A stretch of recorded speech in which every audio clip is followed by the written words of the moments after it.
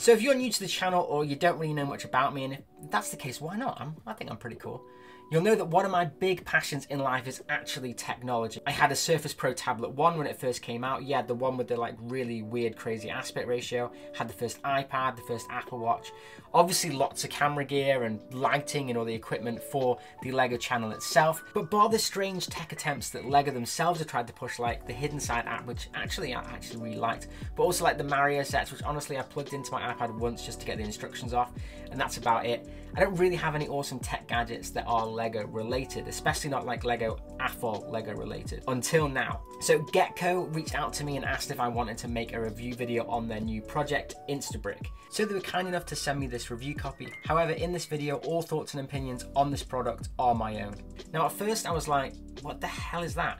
But when I actually went to their website and saw how cool the company is, I was actually really intrigued. I mean, with a tagline of "we do not build robots, we let them see" is just pretty cool and kind of Skynet-y, but in a cool way. So to quote the company, they are the most accurate content-based image retrieval platform, which sounds kind of cool.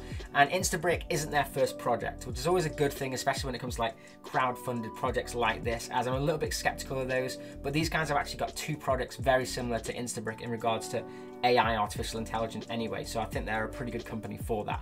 So anyway, what is Instabrick? So according to the CEO and founder, Instabrick is a crowd-funded and crowdsourced platform, which means the pictures needed to identify bricks are uploaded by the users. And at the time of writing this review, the database has 49% of all minifigures ever made and 40% of all bricks that LEGO have ever made as well. So the CEO also stated that at the moment we are focused on identification of minifigs, minifigure parts like heads, torsos, and stickered and printed parts that are also important for our community. So for this review itself, I've concentrated on minifigures as, you know, I mean, that's what I collect on this channel, so it kind of just makes sense. So with all that out of the way, what do you get in the box? Well, actually, I was a little bit surprised it didn't really come with that much, actually. It was pretty much just an instruction card, a USB-C cable, and the Instabrick top, which is this bad boy. So the Instabrick top itself is made of an electric board, apparently, with 5 megapixel camera and 20 LEDs to provide the right illumination. Apparently, this guarantees that it maintains the right qualitative standard necessary for the brick identification, according to their online store. The instructions to actually use Instabrick were pretty simple. You just literally plug in the device, go to the website, and register your product, and boom, that's it. Now, you also have to build the base out of Lego, which is this bit here, which sadly the product doesn't come with. And I get that it's cool to build it out of Lego, but to be honest, I think it's kind of unnecessary, and it would have just been a lot easier to kind of provide pre-made sides to the device, and it's actually quite a lot of bricks. I mean, you have to use 11 bricks tall, and the base itself is also a 16 by 16 base plate, so it's actually quite a lot. Now to me that is just a little bit of a negative, but on the plus side, being a web-based software is amazing. You don't have to install any app for this thing, it just works directly off your internet browser, which it does recommend Google Chrome.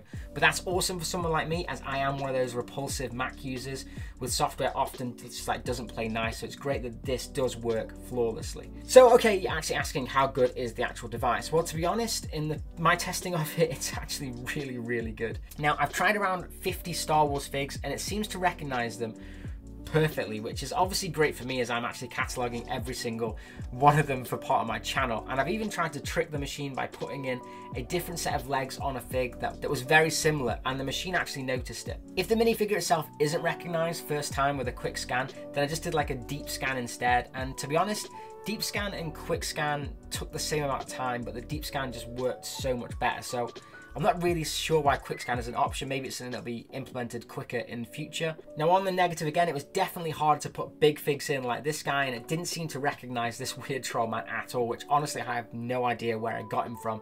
But as it shows in the stats section on the web browser, it shows how many bricks and minifigures it's collected, and like I said, it's currently at 49% of all minifigures, which was more noticeable when I put in a few of my Dimensions characters like Finn, as the app did not recognize him at all. However, I felt it was my mission to add him to the database, and it was really simple. You just type in his name and it finds the entry, and then you take a load of photos from different angles.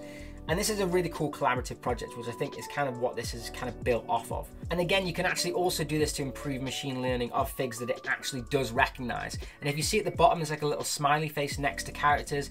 If it doesn't have a smiley face or it has like a kind of a miserable face, you can actually help by adding more photos to make that minifigure or brick more identifiable for other users, which is really cool. So why would you want to help out the little community? Well, other than the fact that it's a cool community anyway, there's also like a monthly competition to win a Lego set, where if you scan in the most bricks and you get points for that, then you actually win. Now, honestly, I do think this competition could be better, making it more like a raffle structure instead, because someone like me isn't going to scan 100 bricks a month, and it kind of makes it less incentive for me to do if I'm only scanning 1 or 2 things. And if I had like a super rare minifigure or something, you'd want me to scan that into the system because someone else might not have it yet.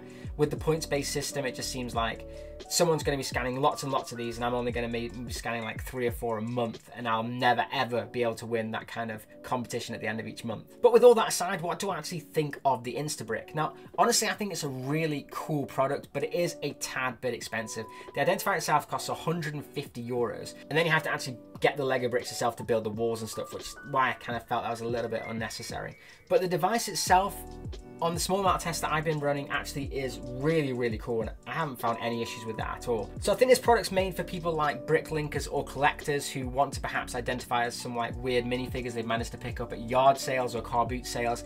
And I think this is an absolute awesome device for those people. In fact, it seems the Instabrick is definitely aiming itself at more like the brick linkers, as it even has a link to add items into your Bricklink store. So if you're finding a minifigure or something that you wanted to add to your store, it does that and makes it really, really seamless. Now, sadly, I use Brickset to catalog my minifigures, as I'm not a seller, so I do hope that Instabrick kind of adds Brickset as a link in the future. That would be absolutely awesome. But it does have the minifigure number next to the scan anyway, so it's really easy accessible to quickly like copy and paste, and it definitely makes my hunt easier for finding minifigures. So if you're a collector like me, or just want something fun that's a bit techy to identify your Lego minifigures and bricks, then I definitely do think this is a really cool gadget, even if just it is a little bit expensive.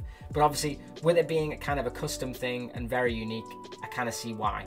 But anyways, that's my thoughts. Let me know in the comments down below if this is something that you're interested in, as it is just a really unique device, and I just think it's super cool. But anyways, that's it from me. Ciao!